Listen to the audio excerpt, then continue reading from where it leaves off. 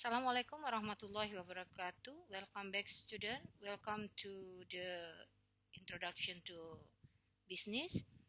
Uh, Today, we will discuss about the history of development and management theory.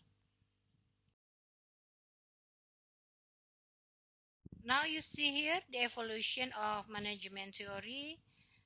The first decade is they discuss about scientific management theory, then they discuss about administrative management theory, move to behavioral management theory, and then management science theory, and the last decade they discuss about organizational and environmental theory.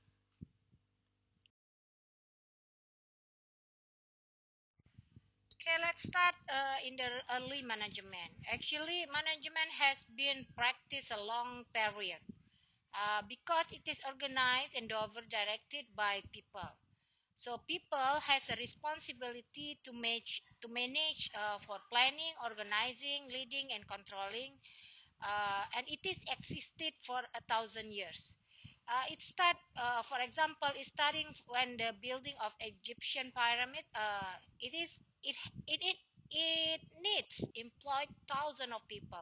So from that, it someone has to plan what to do, organize people to do it, and make sure that everything been planned as it is.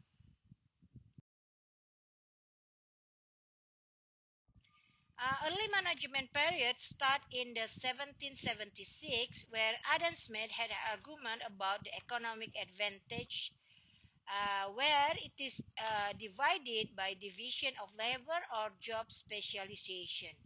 And it means that breaking job into narrow and repetitive tasks. In a job specialization, individual measured by their productivity, and it could be increased dramatically, but it doesn't have to. It doesn't have its drawbacks.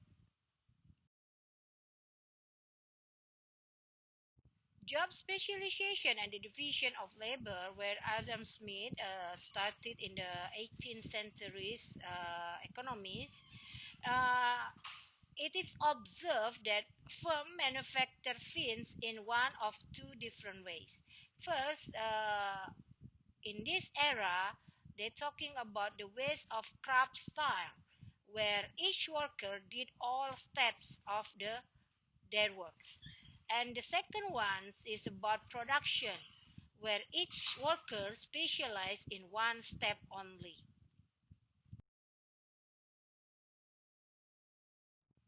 Then Adam Smith realized that job specialization will result in much higher efficiency and productivity.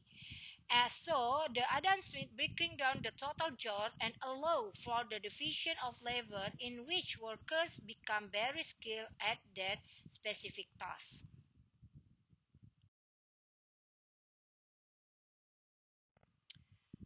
Now let's move to the classical approach. The classical approach begins to see that management concept is involved as a knowledge.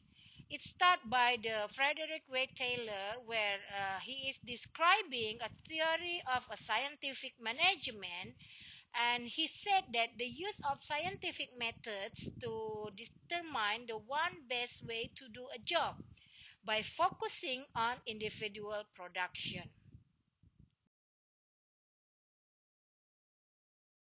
Then there is also Henry Fayol looking the general administrative theory by doing a classical approach also. He identified the five management function, and he also identified 14 management principles. In this general administrative theory, there's also Max Weber describe about the bureaucracy as an ideal rational from organization structure. Now we move to the behavior approach. In this approach, they are focusing on the action of workers, where They want to focus about how do you motivate your workers and lead your employees to get high level of performance.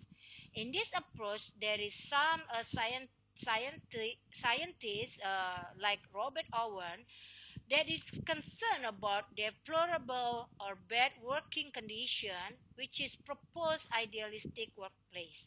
And also Hugo Mastenberg were suggested using a psychological test for employee selection. There also Mary Parker Wallich, where she is recognized that organization could be viewed from both individual and group behavior, or it should be based on the group of ethic rather than individualism.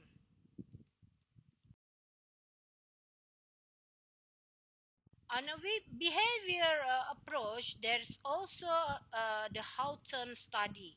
The Hawthorne study conducted at the Western Electric Company, which is in his study, Hawthorne provide a new insight into individual and group behavior in the behavior of people at work.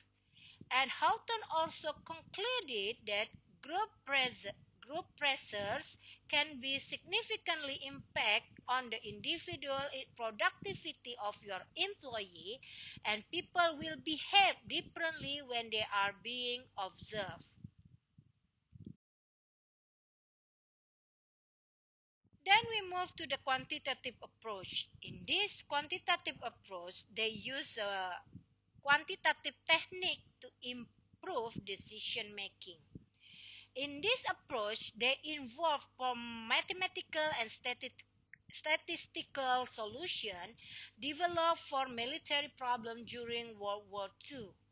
In this approach, there are scientific like Edward Deming and Joseph Jorans have an ideas to become the basis for the total quality management, or we know as a TQM.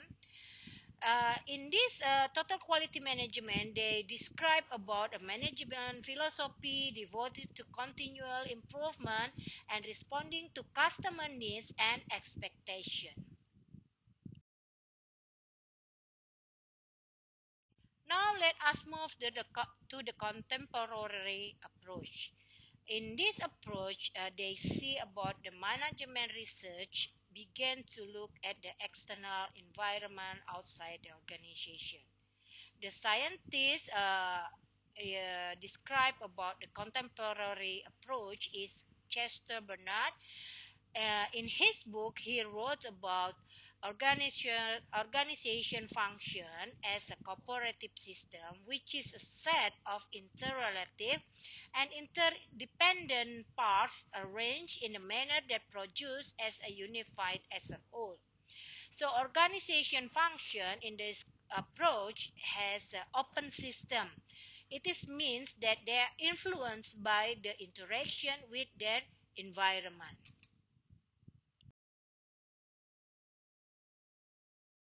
In this contemporary approach, there is also Fielder, who is making popular about the contingency approach or situational approach, which is saying about that organization, employee, and the situation are different, and it requires different way to manage it.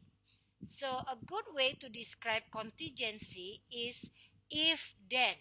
So if this is the way my situation is, then the best way to manage in this situation is blah blah blah something. So that's Fred Fleeder in his popular approach. They call it contingency approach or situational approach.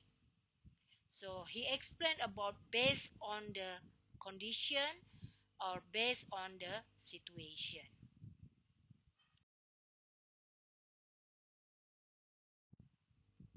Then we move to the scientific management. In this era, in this scientific management, have already explained before, is defined by Frederick Taylor in the late 18th centuries.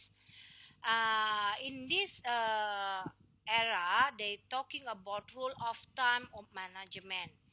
In this era, they also try to show to reduce the time of a worker spent on each their job or their task by optimizing the way the task was done. So it make it how to make it is optimal by productivity and make it uh, each task need more limited time than before.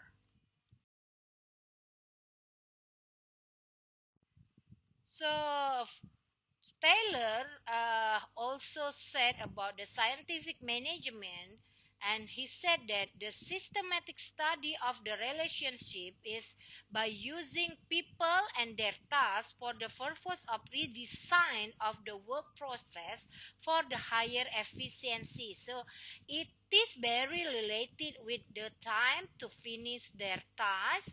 So you can say that your employee is efficient. There are four principles of scientific management to study about the efficiency. First, they study the way jobs are performed now and determine new way to do their job.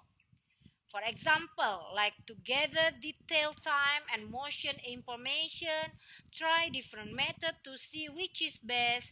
So that's the first principle of the scientific management.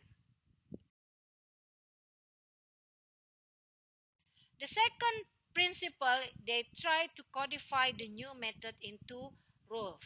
For example, here the organization or the company try to teach to all workers the new method.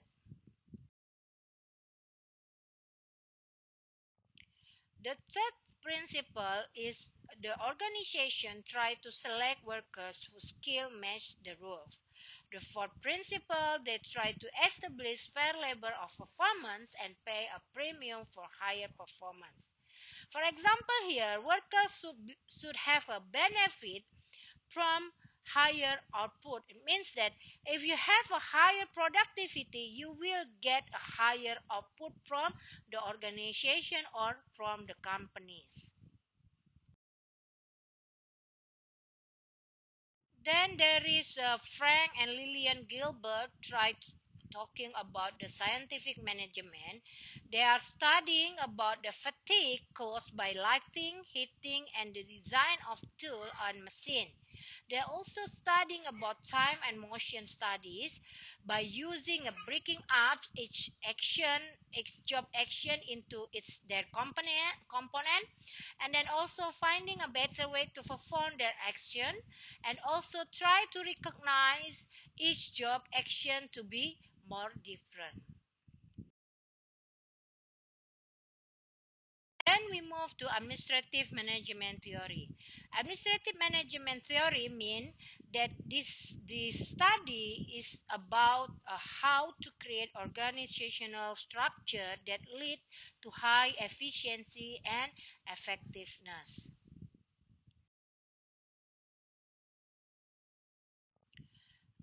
In this administrative management theory, Max Weber has developed the concept of bureaucracy as a formal system of organization and administration to design about ensurement, efficiency, and effectiveness about the employee. So this figure is so about the Weber's principal bureaucracy. So from the bureaucracy, they should have a clear, satisfied hierarchy of the authority, and then they have to have a system of written rule and standard operation procedure or SOP that specify how employees should behave. And a bureaucracy should have a clearly satisfied system of task and role relationship. And a bureaucracy should have a selection and evaluation system that reward employee fairly and equitably.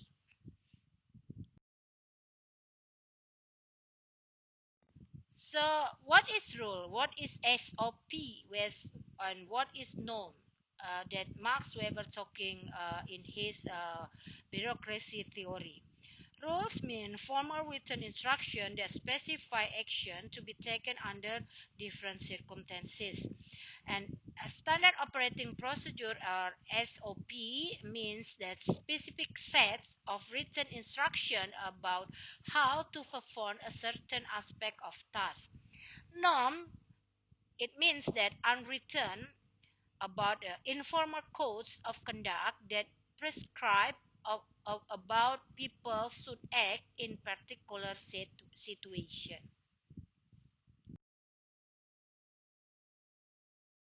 So now we are talking about Fayol principle of management. First principle from Fayol is division of labor. And in this principle, it is allows for job specialization. For example, here, job can have too much specialization, leading to poor quality and worker dissatisfaction.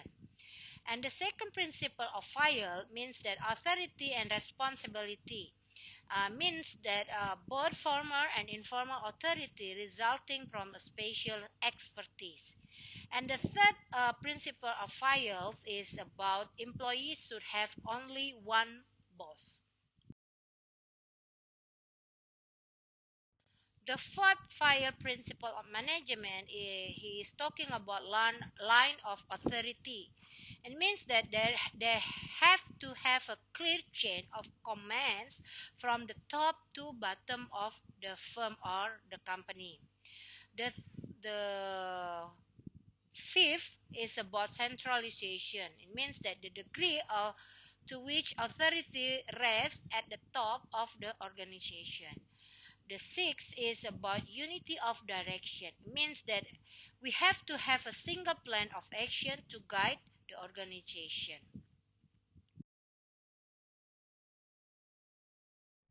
Then we move to another principle of management from Fayol. Next is about equity, means the provision of justice and the fair of impartial treatment of all employees. Next is about order. It means that the arrangement of employee where they will be of the most value to the organization and to provide a career opportunities. And the last, maybe not least, is about the initiative. It is talking about the fostering of creativity and innovation by encouraging employees to act on their own. Next, still about Fayol principle of management, he is also talking about discipline. It means that obedient, applied, respectful employees are necessary for the organization to function. Then we move to remuneration of personnel. It means that we have to have an equitable, uniform payment system that motivate contributes to organizational success.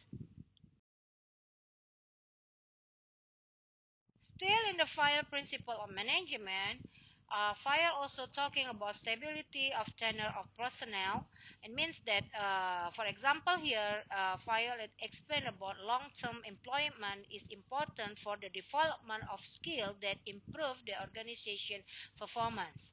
Then Fayol also talking about subordination of individual interest to the common of interest, means that the interest of organization take precedence over that of the individual employee.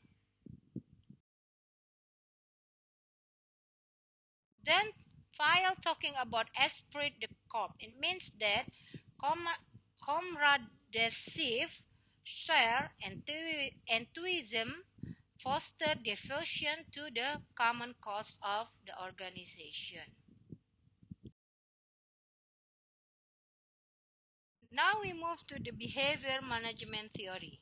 Behavioral management theory study about how managers should behave to motivate employees and to encourage them to perform at a high level and to be committed to the achievement of organizational goals. In this theory, they focus on the way of a manager should personally manage to motivate their employees. In this behavior management theory, Mary Parker Follett concerned about Taylor ignored the human side of the organization. So Mary suggested that workers have in analyzing their job, and workers also have, if workers have a relevant knowledge of the task, so the workers should control their task. Then we move to the Hawthorne Study. Hawthorne studies about characteristic of the work setting, which is affecting worker fatigue and performance at the Hawthorne work of the Western Electricity Company from 1924 to 1932. Hawthorne also study about the workers' productivity, which is measured at the various levels of light illumination. And Hawthorne's studies then found that regardless of the whether the light's level will rise or lower, worker productivity will be increased.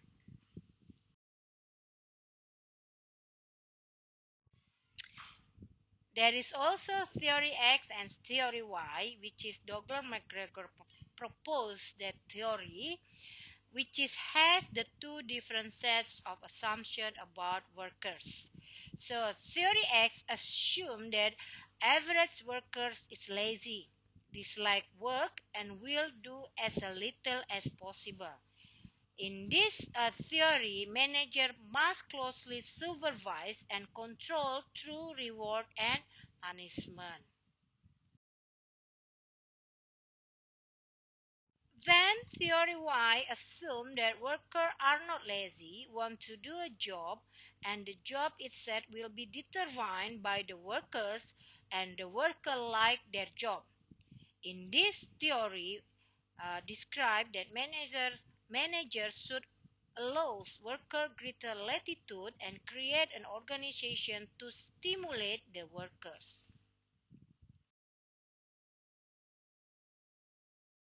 Then we move to the management science theory. In this theory, there is an approach to manage that use rigorous quantitative technique to maximize the use of organizational resource. On the management science theory, there is also a quantitative management which is utilize linear programming, modeling, simulation system, and chaos theory. And also there is also operation management, which is use a technique to analyze all aspects of the production system. In this management science theory, they try to introduce total quality management, or we always know now is about the TQM, which is focused on analyzing input, conversion, and output activities to increase product quality. And they also introduce about the management information system, or MIS, MIS. It it means that the organization can provide the information vital for effective decision making.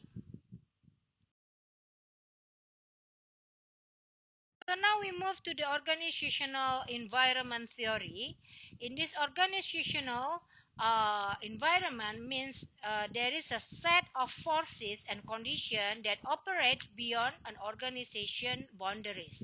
However, It can affect a manager's ability to acquire and to utilize the resources of the organization.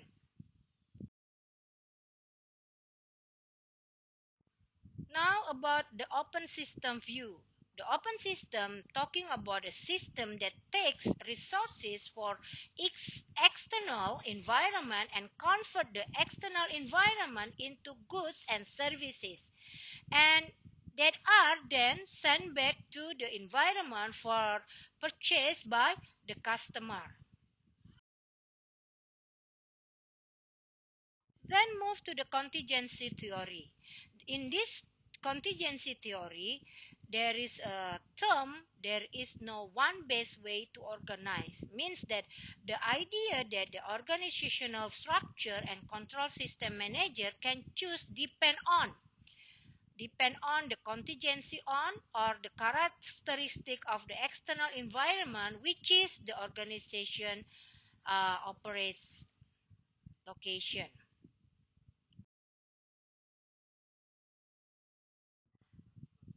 Then we're talking about type of structure.